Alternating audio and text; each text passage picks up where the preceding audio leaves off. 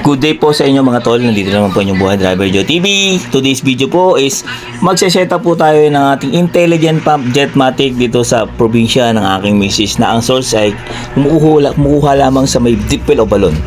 Ito po yung 3M 370 watts na booster pump na 370 watts at 220 volts.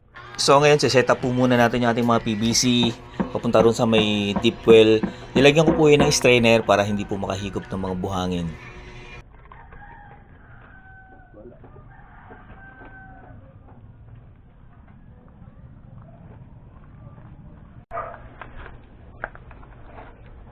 So, bali, lilinyahan po natin ng PVC papunta ron sa ating pinakakusina at papunta dun po dun sa ating CR.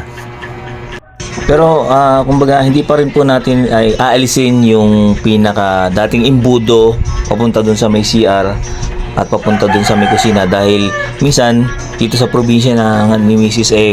nawawala ng kuryente, minsan umaabot ng kalahating araw dahil sa continue na paggawa ng pair ng widening at pati ng mga pose ng Meralco. Yan. Pag tuluyan ng yan, namatay yung kuhan, baka nakakahigop doon sa may pader. Nakakalang. Hindi abot. Hindi abot? Yeah, hindi tubig. Bring it down.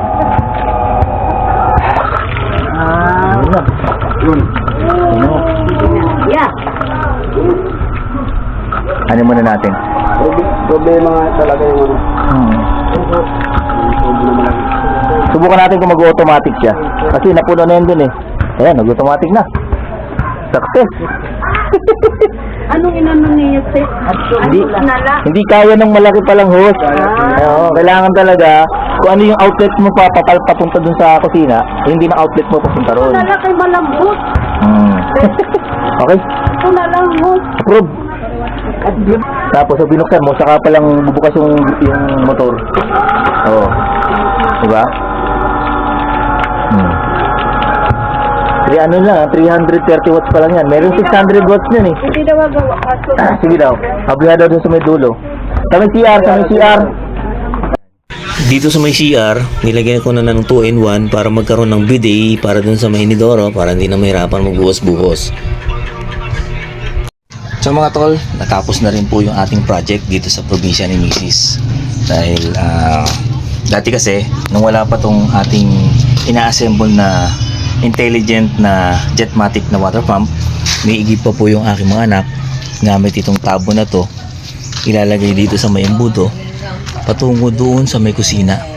May butas yun na nanggagaling dito sa may balon na yung baga sasalukin pa yan para ilagay dito sa may embudo.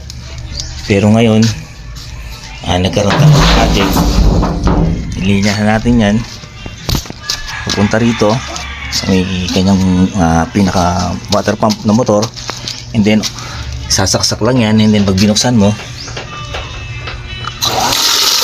automatic mag-open yung kanyang Jetmatic, and then pag sinara mo naman yung kanyang gripo, automatic naman din magka-cut off yung kanyang kuryente.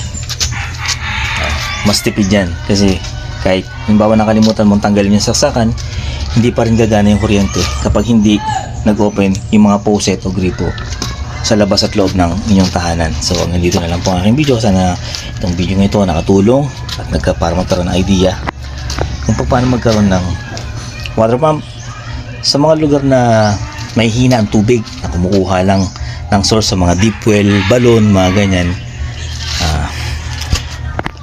Nandito na lang ang video. Maraming salamat po. God bless you po at kapayapaan po para sa lahat.